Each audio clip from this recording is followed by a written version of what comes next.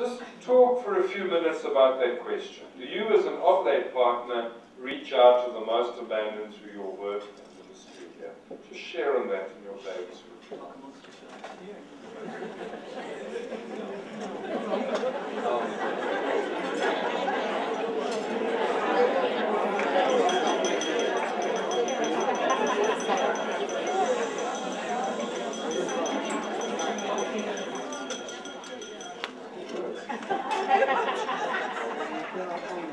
I was being told I have to make all sorts of noises.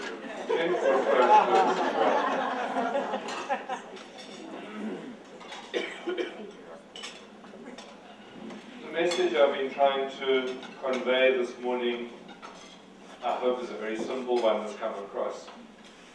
It is that we are all oblates.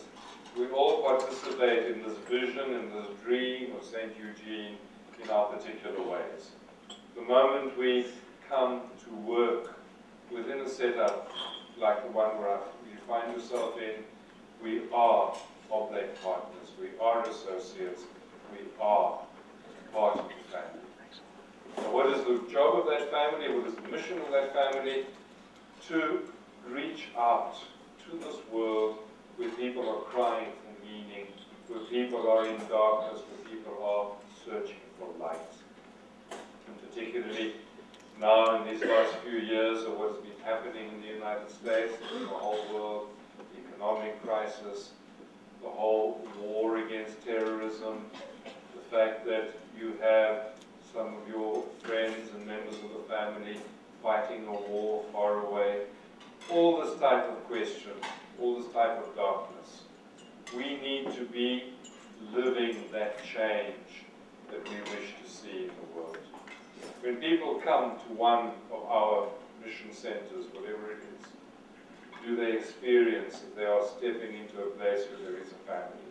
Do they experience, hey, these people, they come from all sorts of backgrounds, they speak different languages, look at them. And that, to me, was the big thing in South Africa. To be able to say, as oblates, black, white, orange, green, purple, South Africa, color was the important thing. And you were judged according to the color of your skin then. And you could only live in areas according to the color of your skin. You can guess which color had the nicest areas. What we were trying to do as missionary oblates, living together from all the different color groups, was to show change was possible. We were living that change, and so it is possible.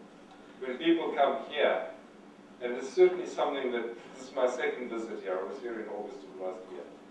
When I came in here the first time, I touched something very special. You have spirit, you have something very beautiful in each of the works that you are involved in here.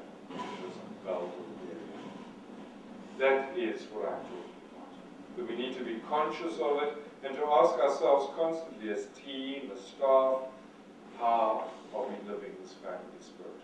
How are we living this light, this meaning? And I'd like to conclude this talk by spending a few minutes talking about the different worlds in which we minister. We want to be missionaries who lead others to the same experience of St. Eugene, of liberation, of meaning. And John Paul II spoke about different worlds of mission. Once upon a time we used to think the missionary, he's the guy who goes to the Philippines, or goes to Peru, or goes to South Africa. But John Paul II said, you can be a missionary in your backyard. You can be a missionary in your own house too. And he spoke about different worlds. And I'd like to show you how members of our oblate family, are doing some of this mission. In the worlds of youth, women, and children. Wherever there's an oblate presence, we have an outreach to young people. Last year in Sydney, there was the World Youth Day that the Pope went to. And the Oblates brought 800 young people from all over the world who are involved in Oblate youth activities throughout the world. 800. And they all said that the week that they spent before the Pope came, They had 1 week just for all these 800 Oblate youth. They said that was so much nicer than the whole official World Youth Day, even though the Pope was there. Why? Because they discovered themselves as members of the same family. And they had so much in common. And there are pictures of some of the different groups, country groups at the World Youth Day. I can speak for the next 7 days about different projects. Just chosen a couple. One, the Niño Feliz in Santa Cruz in Bolivia. The Oblate missionary who went down there, the first day he arrived at the parish, kids were knocking at the door saying, "We're hungry, can we have some food?" And eventually said, "There's no way that I can cope with all this. We don't have the means." And so he invited people of the parish to dream with him and put that dream into practice. And he began a group known as the Niño Feliz, the happy child. And today he feeds, every single day, 2,000 kids. And those 2,000 kids, for most of them, it's the only meal that they will have in 24 hours. So it isn't just a piece of bread, it's a whole nourishing meal. And built around that then, that's what all these pictures are kids who'd eaten at the Niño Feliz, who grew up, and it had done so much to them that they now wanted to plow back into this project. And you have about 180 employees or volunteers working at the Niño Feliz, doing all sorts of things. Some are doctors and nurses. They will help those kids from a medical point of view. The lady up there, she makes belts and sandals. She teaches kids how to do this.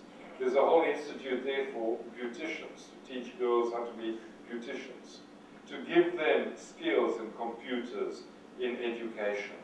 So they don't just come and eat.